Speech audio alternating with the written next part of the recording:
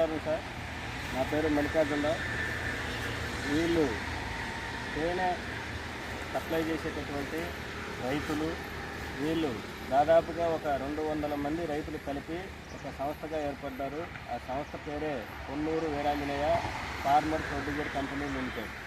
వీళ్ళు ఏం చేస్తున్నారనంటే ఈ 200 మంది ఒక సంఘటితమైపోయి ఈ యొక్క తేనె బాక్సుల పెంపకం అనేది తయారు చేసేసుకుంటూ మనకి ఒక మంచి తేనె అనేది సప్లై చేయడం అనేది జరుగుతుంది.